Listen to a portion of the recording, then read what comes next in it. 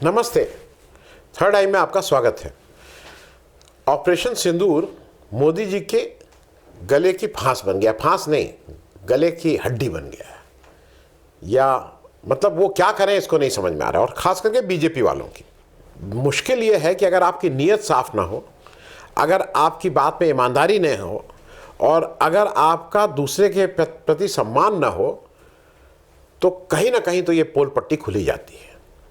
आप बेवकूफ़ बना सकते हैं कुछ लोगों को, आप अपनी कम जानकारी को दूसरे ढंग से दूसरों पे थोप सकते हैं। आप ये बता सकते हैं कि सब लोग एमए पास हैं तो मैं भी एमए पास हूँ, तो कोई पूछे एमए पास कैसे हो, तो आप एक कोई फिक्टिशियस डिग्री निकाल सकते हैं जो आपकी के गले में जीवन भर लटकी रहेगी। ये बात मैं इसलिए कह रहा हूँ कि जो अमित शाह साहब हैं वो कल फिर पहुँचे। अब अमित शाह को ये समझना चाहिए, क्योंकि अमित शाह ही इनके मतलब अमित शाह सब क्या है, पीड़ा हरण तेल हैं, हर मर्ज की दवा अमित शाह। तो अमित शाह कल पहुंचे और उनको लगा कि मुझे तो गाली देना आता है तो दूंगा गाली, तो ममता बनर्जी को मालूम नहीं क्या क्या सुना के वहाँ आ गए। अमित शाह वापस लौट के बहुत खुश हो सकते हैं कि देखो मैंने ममता बनर्जी को ये बोला, मैंने ममता बनर्जी को ये बोला। आप ममता बनर्जी को जितनी गाली दे लीजिए, आप ऑपरेशन सिंदूर की बात करने लगे, आप कहने लगे कि ममता बनर्जी ने उसको। मैं एक बात का सार्वजनिक रूप से कहूँगा कि इस देश में सारे पत्रकार, सारे पॉलिटिकल नेता, सारे एक्टिविस्ट जो बात कहने की बहुत हिम्मत नहीं कर रहे थे, उस बात को ममता बनर्जी को वी मस्ट अग्री, उन्होंने इसको सार्वजनिक विमर्श में ले आए। और वही एक बड़ा कारण है कि जो सिंदूर घर घर पहुंचाने का जो भाजपा का कार्यक्रम था कि मोदी जी के नाम का सिंदूर हर जगह पहुंचेगा, वो कार्यक्रम बंद करना पड़ा, वापस लेना पड़ा। ममता बनर्जी ने कहा कि मोदी जी पहले आप जसोदा बहन जी के सिंदूर का मान रख लीजिए और फिर दूसरे को सिंदूर देने की भाजपा सोचे कि सिंदूर भेजेंगे। अब भाजपा कहती है कि नहीं वो तो फेक न्यूज़ थी, वो तो फेक न्यूज़ थी। मतलब जो फेक न्यूज़ के सबसे बड़े फैक्ट्री दुनिया की, वो कह रही है कि नहीं ये फेक न्यूज़ थी। मेरा अपना जो असेसमेंट है, जो पॉलिटिकल सेंस है, उसके अनुसार ये सिंदूर का बैकलैश की वजह से कुछ नहीं हुआ।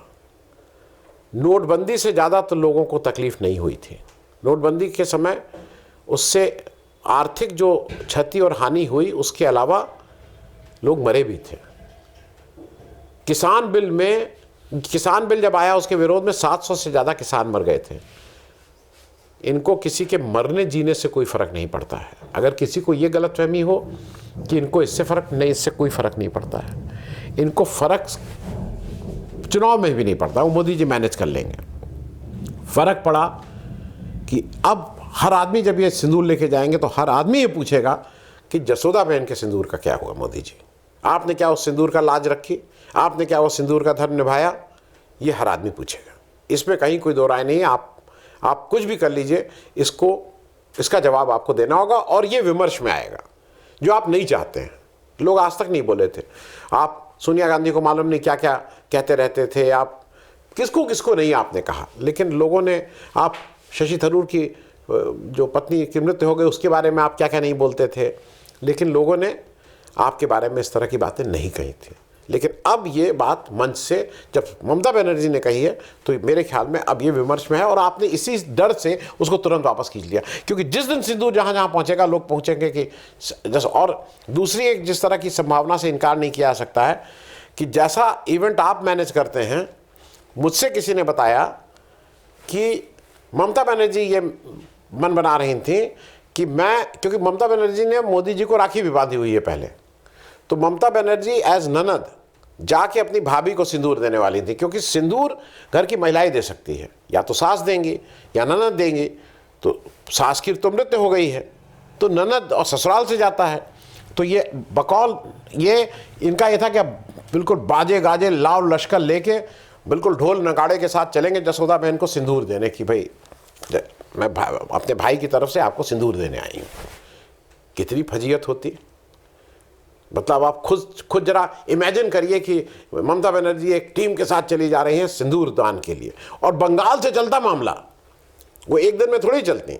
इवेंट मैनेजमेंट आपको केवल थोड़ी आता है। बंगाल से चलती, फिर रुकती, फिर कर आती, तो बंगाल से निकलती, झारखंड में आती, झारखंड से निकलती, बिहार में आती, जहाँ आपका चुनाव है, बिहार से निकलती, उत्तर प्रदेश में आती, मध्य प्रदेश में जाती, कुछ राजस्थान होते हुए गुजरात पहुँचती। अब सोचिए क्या दृश्य होता। तो मेरा बिल्कुल निश्चित मान्यता है कि इस डर के मारे जल्दी से वापस किया गया कि भैया ये मत करो। आपको इसी तरह से डिग्री दिखाने की जरूरत नहीं थी। काहे के लिए आप इन सब चक्रों में पड़ गए? डिग्री दिखाएं, हम डिग्री दिखाएं, हम हैं वो हैं, हम कौन सी पॉलिटिकल, नहीं दिखानी चाहिए थी। खैर, मेरे दफ्तर में कुछ लोगों का मानना यह है कि आजकल इनके सितारे खराब चल रहे हैं, और लोग ये कहते हैं ना कि जब आपके दिन खराब चल रहे हों तो ऊँट पे बैठे हुए व्यक्ति को कुत्ता काट लेता है। वो कुछ उस तरह की बात हो रही है। आप जो कर रहे हैं वो उल्टा हो रहा है। लेकिन मैं दूसरी चीज़ मानता हूँ, अगर आपकी नीयत ठीक नहीं है तो कुत्ता नहीं, चूहा भी हो सकता है आपके जो पैर है उसको इतना काट के चला जाए कि वहाँ से खून बहने लगे।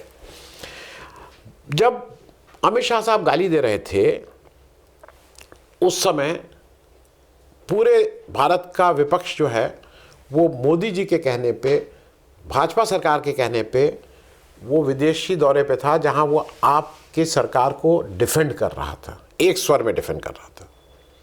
चाहे वो शशि थरूर हो, वो कांग्रेस के वो हैं, शशि थरूर को अपनी पार्टी के जो समर्थक लोग थे उनका बहुत रोष झेलना पड़ा है। हम सब आपने देखा है, हम लोग भी बोले हैं, और जिस तरह से उनकी ट्रोलिंग हुई है, लेकिन फिर भी वो आपके साथ, भारत सरकार के साथ डट के खड़े थे। सलमान खुर्शीद वहाँ जाके 370 के बारे में कोई पूछेगा तो क्या जवाब देंगे?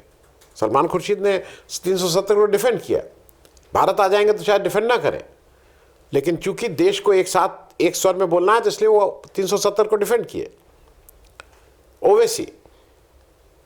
ओवैसी आपकी सब कुछ होने के बाद भी उन्होंने वहाँ आपके साथ खड़े हुए दिखाई पड़े।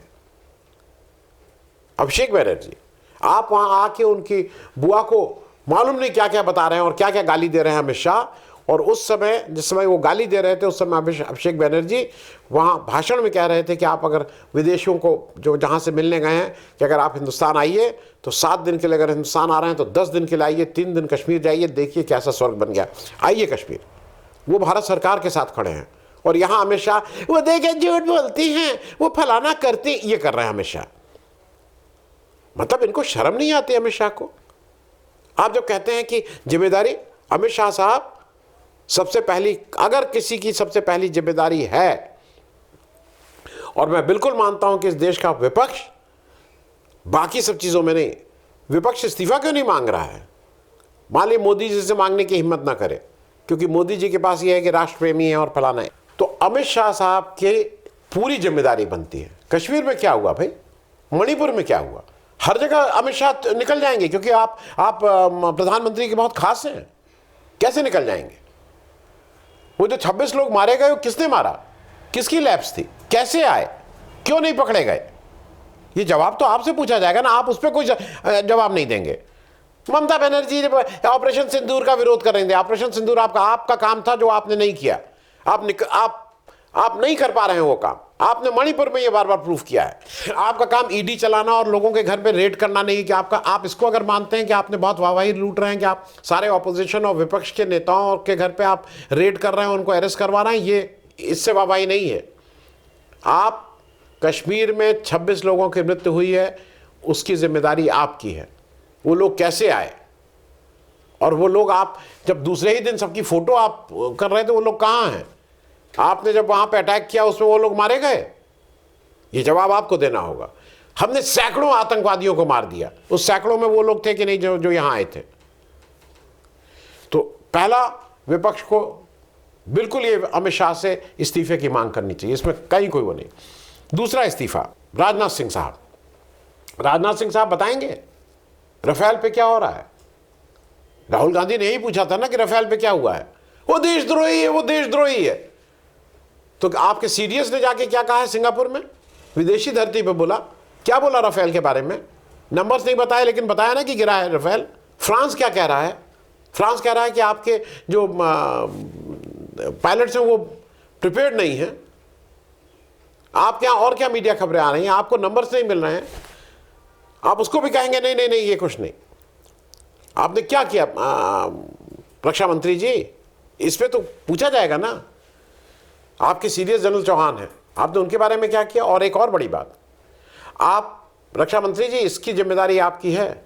आपके फौज की 2 महिलाएं, कर्नल सोफिया और विंग कमांडर भूमिका सिंह, कर्नल सोफिया के ऊपर एक बेहुदे आपके मंत्री ने अगर कुछ किया तो आपने क्या किया? रक्षा मंत्री आप हेड कर रहे हैं, आप उसको, उस रक्षा मंत्रालय के डिफेंस मंत्री, आपने कोई कार्रवाई की? आपने किसी को चिट्ठी लिखी?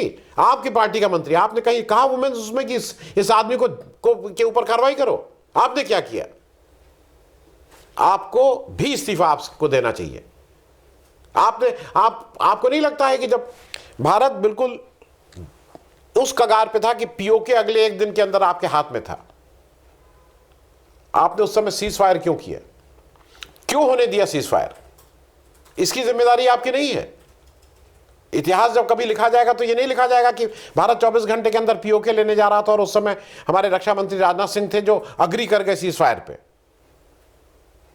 और तीसरा, और मेरे ख्याल में उस व्यक्ति को तो अब तक अगर शर्म होती तो स्वयं दे चुका होता इस्तीफा, उसका नाम है एस जयशंकर, जो हमारे विदेश मंत्री हैं।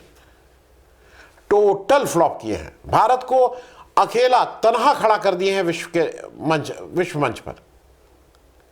बड़ी शक्तियों के नाम लीजिए, यूएसए क्या कर रहा है?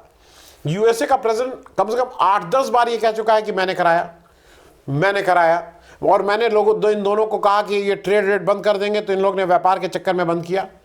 8-9, आप एक बार भी क्यों नहीं बोल रहे हैं कि ट्रंप झूठ बोल रहे हैं? क्यों नहीं कह रहे हैं आप? क्यों नहीं कह रहे हैं? आपका काम यह है। और ट्रंप ने सिर्फ यहाँ ही नहीं, पूरे ट्रंप की कैबिनेट ने, 4 लोगों ने, जो ट्रंप के मंत्रिमंडल के इंपॉर्टेंट लोग हैं, उन्होंने हलफनामा देके वहाँ की कोर्ट में कहा है कि ये ट्रूस जो है, ये सीज फायर ट्रंप ने कराया है। आपने चाइना के साथ हमारी क्या रिलेशनशिप कर दी? आप चाइना में तो आपने खुलेआम कह रहे हैं ना कि वो बड़ी इकॉनमी, हम छोटी इकॉनमी, हम उनसे कैसे लड़ सकते हैं। ये आप कह रहे हैं। क्या हाल होता है हमारी रक्षा सेना का जब देश का विदेश मंत्री ये कहे कि वो बड़ी इकॉनमी, हम छोटे, हम उनसे नहीं लड़ सकते हैं। ये आपका स्टेटमेंट है। आपने हमारे रक्षा के, हमारे जवानों का अगर बाल बाका भी हुआ, खरोच भी आए, तो उसके जिम्मेदार आप हैं। वो मैं इसलिए कह रहा हूं, आपने पाकिस्तान को क्यों बताया पहले कि यहां से हम अटैक करने जा रहे हैं, और आप अब झूठ बोल रहे हैं कि नहीं नहीं मैंने बाद में कहा। आप 4 बार उसको खुद ही अपने टेप को देख लीजिए, जो आपने दिया और आपके चहेते एएनआई में दिया गया है, उसमें क्या हुआ है? उसमें कौन जिम्मेदार है? आप रशिया के साथ क्या कर लिए? रशिया तो हमारा बहुत पुराना दोस्त था। आपकी कहां गई विदेश नीति? रशिया आज पाकिस्तान के साथ खड़ा हुआ दिखाई दे रहा है, उसके साथ इस समय ट्रेड एग्रीमेंट कर रहा है। कनाडा क्या हुआ? G7 में पहली बार G7 की मीटिंग हो रही है और हमारे प्रधानमंत्री जा नहीं रहे हैं। खबर यह है कि उनको बुलाया नहीं गया। ये कौन सी आपका विदेश नीति है भाई? ये कौन सी विदेश नीति है? मैं ये बात इसलिए कह रहा हूं कि हमें बिल्कुल अलग थलग किया गया है। विदेश नीति आपकी टोटल फ्लॉप रही है। टोटल मतलब टोटल। और एक चीज और है, मोदी जी, थोड़ा आपको भी जिम्मेदारी लेनी होगी। पाकिस्तान में जब ये हुआ है तो पाकिस्तान का जो प्राइम मिनिस्टर वो भाग के यहां जा रहा है, वहां जा रहा है। आप घर में आप ना प्रेस कॉन्फ्रेंस में आ रहे हैं, ना आप संसद चला रहे हैं।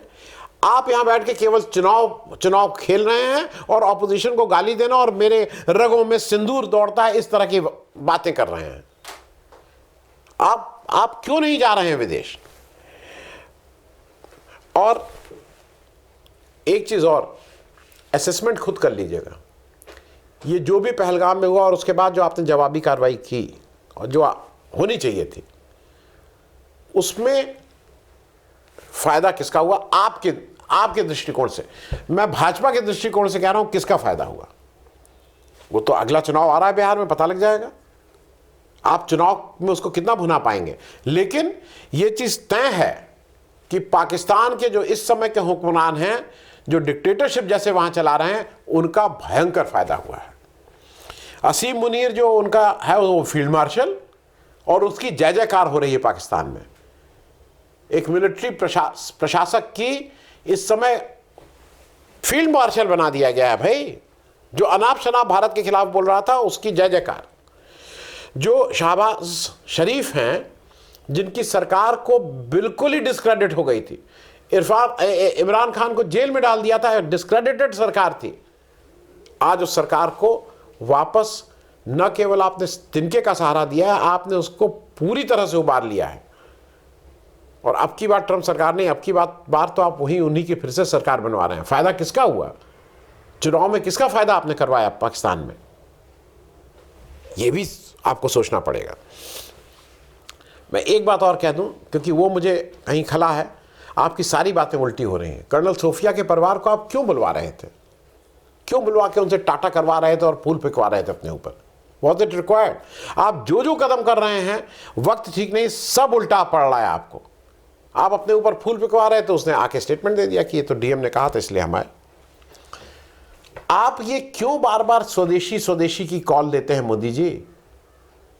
जब आप हम लोग स्वदेशी करेंगे, हम लोग ये नहीं करेंगे। मोदी जी, अब पूरे देश में सबको पता लग गया है कि आप जहाज तो छोड़ दीजिए, आप जिस कार में चलते हैं वो रेंज रोवर है, मर्सिडीज है। आप जो चश्मा लगाते हैं वो मेबैक का चश्मा है। लाखों करोड़ों रुपए का ये सब खेल है। मुआडो की घड़ी लगाते हैं, पेन मोबला की लगाते हैं। आप खुद तो लगाएं सब महंगी महंगी चीजें। आप क्यों नहीं लिंक का 2 रुपए का पेन लेके चलते हैं? आप क्यों नहीं टाइटन की घड़ी लगाते हैं? आप मतलब मैं इसलिए ये बातें कह रहा हूं कि आप ये क्यों नहीं करते हैं? नहीं, आप तो महंगे ब्रांड लेंगे और दूसरे को है नहीं स्वदेशी करो, स्वदेशी करो। क्या आपकी लाइफस्टाइल ये थी? क्या टाटा बिरला, मतलब अंबानी जी का लड़के आकाश अंबानी ये कर रहे हैं, बहुत अच्छी बात है भाई, उन्होंने जन्म से ये देखा। आप तो कहते हैं कि आप चाय पिलाते थे, आप चाय वाले की दुकान पे थे, आपने बहुत अभाव में जिया जीवन। अभाव में जीवन जीने वाले की हालत है। इस समय बिल्कुल ठीक बात है कि भाजपा के सारे दांव उल्टे पड़ रहे हैं। भाजपा अपने अध्यक्ष का चुनाव नहीं करवा पा रही है भाजपा, और इसमें विपक्ष की कोई पुण्य नहीं है।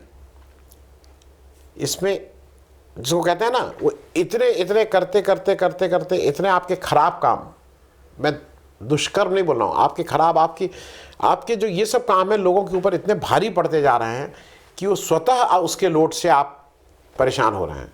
इसमें विपक्ष का कोई ऐसा फायदा नहीं है, लेकिन लोग अब दुखी हो गए हैं और जो भी आप इस तरह की हरकतें कर रहे हैं वो आपको उल्टी पड़ रही है। थैंक यू सो मच, धन्यवाद।